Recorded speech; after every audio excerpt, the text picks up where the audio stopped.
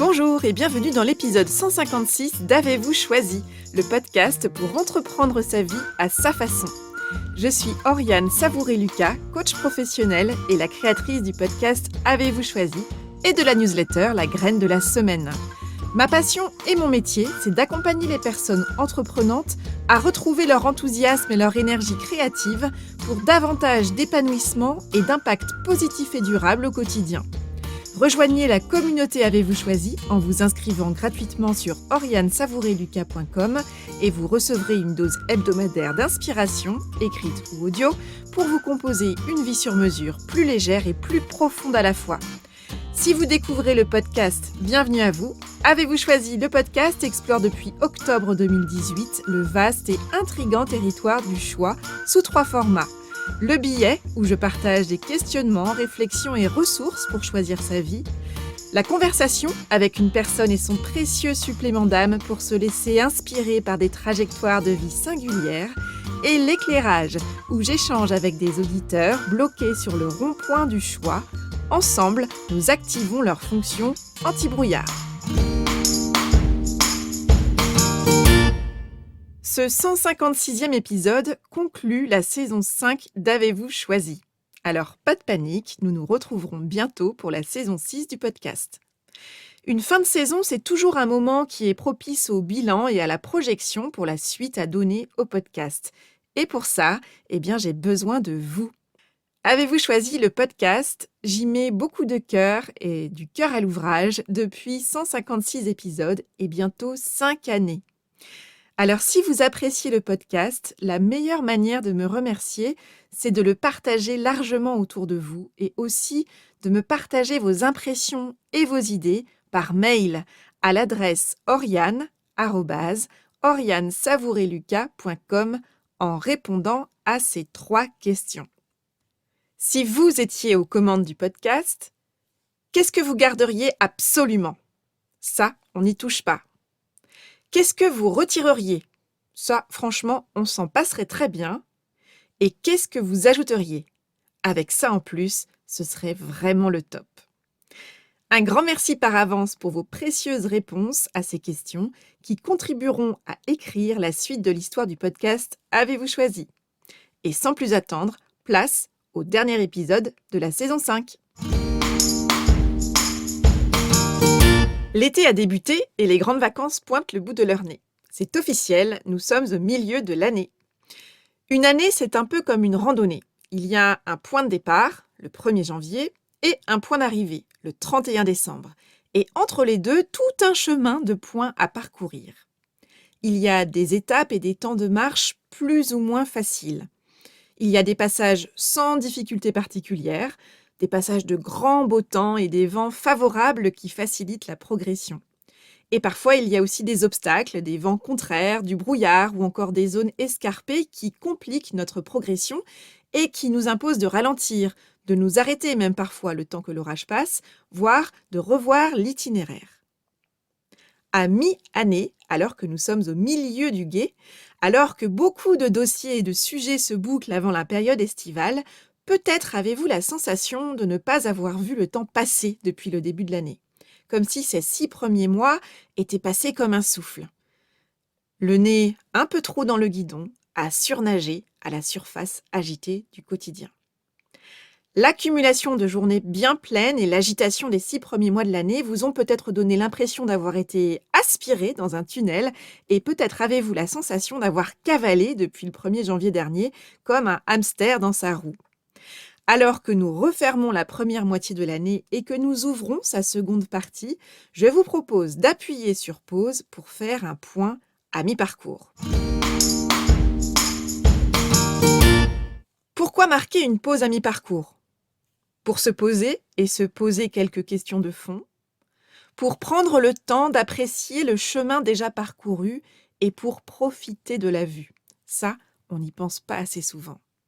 Pour s'assurer qu'on est bien en train de gravir la bonne montagne et qu'on est sur la bonne voie, qu'on suit le bon cap, c'est-à-dire une direction qui nous convienne à nous, à nos besoins et à nos envies. Et marquer une pause à mi-année, c'est également une occasion en or pour clarifier le cap qu'on choisit de suivre pour le restant de l'année. À mi-parcours, le moment est idéal pour confirmer son cap, ou pour redresser la barre, ou pour carrément modifier le cap à suivre, histoire de mettre toutes les chances de son côté d'arriver à bon port à la fin de l'année. Si on ne prend pas le temps de marquer une pause et de lever le nez de son guidon, le risque, c'est d'avancer sans regarder plus loin que le bout de ses chaussures et de se demander à la fin de l'année où le temps est bien passé et pourquoi on a atterri à des kilomètres à vol d'oiseau de son objectif. Prendre le temps de saisir l'essence de la première moitié de l'année qui vient de s'écouler, prendre conscience des leçons apprises ces derniers mois, ajuster sa trajectoire en revisitant son cap et ses objectifs pour s'engager avec clarté et avec confiance dans la seconde moitié de l'année, voilà l'idée d'une pause à mi-année pour faire un bilan et pour se projeter. Ça vous tente ? Dans cet épisode, je vous partage une série de questions à vous poser à mi-année pour faire le bilan de vos 6 premiers mois de l'année et repartir du bon pied vers la seconde moitié de votre année. Commencez par baliser un espace-temps dédié, aujourd'hui par exemple ou au cours des prochains jours, pour passer en revue les 6 premiers mois de votre année. Alors, il n'y a pas de durée fixe qui est associée à cet exercice, mais mon conseil, c'est quand même de prévoir un temps suffisant pour vous et idéalement de ne pas faire cet exercice entre deux portes, sur un coin de table ou entre deux urgences. Pour cette pause à mi-parcours, je vous invite à choisir de véritablement prendre rendez-vous avec vous-même. Choisissez un lieu et un moment qui vous correspondent, où vous ne serez pas dérangé et où vous n'aurez pas la sensation d'être pressé par le temps ou votre environnement. Choisissez le moment, choisissez l'environnement, lancez votre playlist favorite si ça vous dit, ou optez pour le silence le plus complet, ou pour les sons de la nature environnante, pourquoi pas, c'est à votre guise. Et bien sûr, on fait de son mieux dans les conditions du réel. Faites en tout cas tout ce qui est en votre pouvoir dans les conditions du moment pour en faire un moment agréable et réjouissant pour vous. Après tout, vous avez rendez-vous avec vous et votre bilan à mi-année, donc ne transformez pas ce rendez-vous en un moment blafard et sans saveur, à l'image d'un entretien annuel professionnel insipide et laborieux. Mettez-y les formes qui vous conviennent et prenez soin de vous. L'intention de ce temps, c'est vraiment de vous poser pour intégrer ce qui s'est passé pour vous au cours des 6 derniers mois et pour repartir avec plus de clarté, d'enthousiasme et de confiance sur la route des 6 prochains mois de votre année. Une fois que vous avez choisi un moment et un lieu adaptés à vous, vous allez avoir besoin d'un petit peu de matériel. C'est un exercice qui se réalise avec du papier et des crayons. Oui, c'est un exercice un peu old school. Alors, je sais que certaines personnes ont désormais l'habitude d'écrire prioritairement sur un ordinateur. Je vous encourage vivement à revenir au moins pour cet exercice au bon vieux papier-crayon. Munissez-vous également de votre agenda, qu'il soit papier ou électronique, et de votre téléphone, bien évidemment en mode avion, qui vous permettra de parcourir votre galerie de photos souvenirs des 6 derniers mois. Une fois que vous êtes bien installé avec ce matériel, c'est parti pour la première phase de l'exercice, celle du bilan. Commencez par dresser une liste des faits saillants de votre vie au cours de ces 6 derniers mois. Vos moments forts, vos moments mémorables, vos réalisations et tout ce que vous souhaitez célébrer et retenir de ces 6 derniers mois. Parcourez votre agenda de la première partie de l'année et la galerie photo de votre smartphone pour réactiver les souvenirs. Identifiez ce qui vous a plu, ce qui a bien fonctionné, peut-être même au-delà de vos espérances, ou encore les bonnes surprises qui ont jalonné ce début d'année. Identifiez également les revers, les déceptions, les chutes ou les coups de chaud que vous avez vécus. Une fois que cette liste-là est dressée, vous allez, à partir de cette liste, observer quels sont les thèmes qui ont émergé dans votre quotidien au cours des 6 derniers mois. Puis, ce que je vous invite à faire, c'est de choisir le titre que vous voulez donner à ces 6 derniers mois, à la manière d'un titre de film ou de chanson. Alors, ça peut être un titre de film ou de chanson existant ou que vous allez inventer. un titre de votre propre composition. Une fois que vous avez identifié ce titre, réfléchissez aux principales leçons que vous apprenez de vos succès et de vos échecs de ces 6 derniers mois, des bonnes surprises et des déceptions que vous avez vécues, et notez-les. Une fois ce bilan réalisé, place à la projection.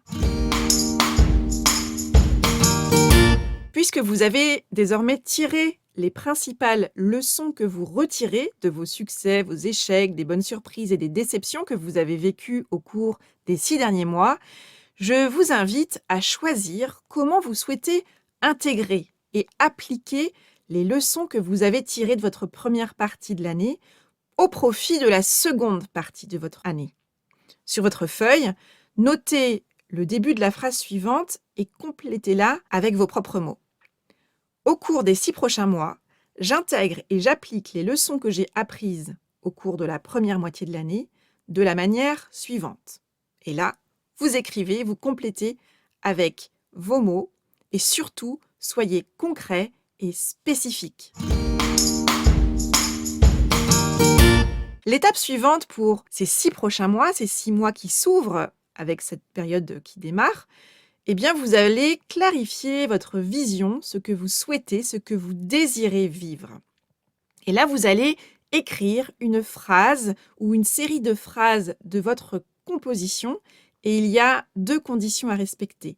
La première, c'est d'écrire au présent et de formuler positivement vos phrases pour décrire dans cette phrase ou cette série de phrases où est-ce que vous voulez en être dans votre vie le 31 décembre prochain dans les 3 sphères de vie suivantes: votre énergie, votre contribution au monde, qui inclut le travail mais qui va bien au-delà, et puis vos relations.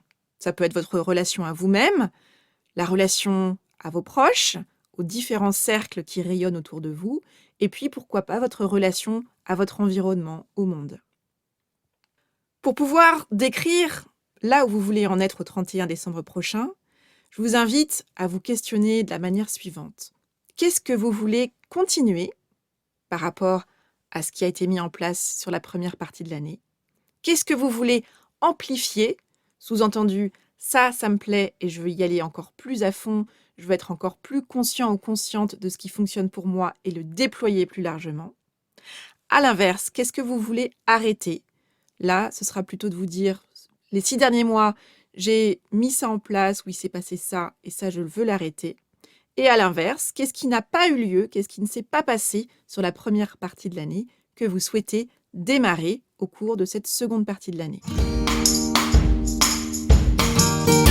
Une fois que vous avez ainsi clarifié votre vision, ce que vous souhaitez et là où vous voulez en être au 31 décembre prochain dans votre vie, je vous invite à explorer vos ressources. C'est-à-dire, pour commencer, faites une liste des ressources dont vous disposez déjà pour concrétiser votre vision. Alors, les ressources, elles peuvent être de plusieurs ordres. Il y a bien sûr le temps, l'énergie, l'argent, mais ça va être aussi des personnes ressources autour de vous qui peuvent vous aider dans vos projets et dans votre vision. Les connaissances que vous avez, les savoir-faire que vous avez à votre disposition. Bref, essayez de dresser un portrait assez exhaustif de la palette de ressources que vous avez d'ores et déjà à votre disposition. Puis, je vous invite également à faire une liste des ressources qui aujourd'hui vous manquent et dont vous avez besoin pour pouvoir concrétiser votre vision. Une fois que la vision est clarifiée, que vous avez une vision plus claire également de vos ressources, celles dont vous disposez déjà et celles dont vous allez avoir besoin, nous passons au champ de l'action. C'est-à-dire que pour transformer la vision en quelque chose de concret, nous allons identifier et noter la prochaine action que vous vous engagez à réaliser pour avancer en direction de votre vision. Pour continuer de filer la métaphore de la randonnée que j'évoquais tout à l'heure, si vous imaginez que votre vision de la fin de votre année est le sommet d'une montagne, ne paniquez pas à l'idée d'un sommet qui vous semblerait inatteignable ou que vous auriez peur de perdre de vue. je vous invite vraiment à découper l'ascension en une série de points d'étape à passer et de petits pas à faire l'un après l'autre. C'est-à-dire découper votre grande vision en une série d'actions et identifier le tout premier pas, la toute première action à poser dans les prochaines heures ou dans les prochains jours pour avancer concrètement. Et ainsi, demandez-vous, avec en tête l'objectif d'atteindre le sommet de la montagne au 31 décembre, quel est le tout premier pas possible que j'ai besoin et envie de poser. Et faites-le. Dans votre manière de vous engager dans cette seconde moitié de l'année, je vous encourage à choisir, à agir et à avancer comme si vous aviez au pied les chaussures de la personne qui a déjà atteint son objectif. Qu'est-ce que ça change ? Eh bien, ça change tout en termes d'état d'esprit.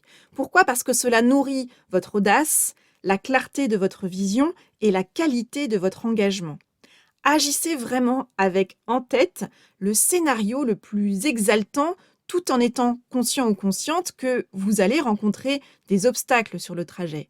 Ça, c'est ainsi que va la vie. Il y a les plans que nous faisons et la vraie vie qui se réalise. Donc il ne s'agit pas de nier l'existence d'obstacles, tout en choisissant de se lancer tout de même et d'avoir confiance dans sa capacité à ajuster sa trajectoire au fur et à mesure des situations et des conditions d'ascension. Donc, en résumé, soyons ambitieux et pragmatiques, audacieux et prévoyants. Je vous encourage à réaliser cet exercice dès à présent ou de le planifier dès maintenant dans votre emploi du temps des prochains jours et à honorer ce rendez-vous. Si vous vous dites que vous n'avez pas le temps de le faire, c'est probablement un signe qu'il est temps pour vous de vous poser et de vous poser quelques questions de fond pour lever le nez du guidon, faire le point, reprendre de la hauteur et votre souffle et repartir ensuite dans le reste de votre année. Et puis, si ça vous aide à vous y mettre, pourquoi pas proposer à une personne de votre entourage de le faire en même temps que vous ? Cela vous aidera sans doute à vous y mettre et cela déclenchera aussi probablement des conversations profondes et inspirantes. Et cerise sur le gâteau, pour conclure cette pause à mi-parcours, à mi-année, vous pouvez choisir de représenter ce que vous aimeriez avoir concrétisé d'ici la fin de l'année. Ça peut prendre vraiment plusieurs formes. La forme d'un montage photo, d'une photo de votre création, d'un collage, d'un dessin, d'un court texte écrit au présent, d'un poème ou d'un haïku, tiens pourquoi pas. Bref, laissez libre cours à votre créativité et conservez cette création à portée de main et de vos yeux pour les 6 prochains mois. Je vous souhaite une excellente pause de mi-année. Alors, que vous a inspiré cet épisode ? Je vous invite à identifier l'idée, la phrase ou le mot que vous choisissez d'en retenir. Avec quoi de nouveau repartez-vous de cette conversation ? Comment allez-vous vous en imprégner ? Et quel est le premier petit pas que vous choisissez de planifier dans les prochains jours ou peut-être même dans les prochaines heures pour mettre en œuvre dans votre quotidien ce qui vous a inspiré ici ? Je vous remercie par avance de me partager les idées, les déclics ou les questions que cette conversation a fait émerger parce que je suis toujours très curieuse de savoir comment les épisodes que je vous propose résonnent pour vous. Voilà, c'est tout pour aujourd'hui. Un grand merci d'avoir écouté l'épisode jusqu'ici. Vous retrouvez tous les épisodes du podcast sur mon site orianesavoureluca.com et sur toutes les plateformes de podcast. Et si cet épisode vous a plu, faites-le savoir autour de vous avec une constellation d'étoiles, un commentaire sur la plateforme de podcast de votre choix, sur mon site web ou par un partage à votre entourage. Vos étoiles, vos commentaires en ligne, votre bouche à oreille, voilà le soutien le plus précieux que vous pouvez apporter à ce projet pour contribuer à le faire rayonner plus largement. Et si vous souhaitez m'engager comme coach pour que je vous accompagne à raviver votre enthousiasme et votre énergie créative afin de déployer plus grand vos projets singuliers, direction mon site orianesavoureluca.com pour prendre rendez-vous pour une conversation offerte et sans engagement. J'évaluerai si un coaching est pertinent pour vous actuellement et si et comment nous aimerions travailler ensemble. Je vous souhaite une savoureuse et lumineuse semaine et je vous dis à bientôt pour la saison 6 d'Avez-vous choisi. Et d'ici là, qu'allez-vous choisir ?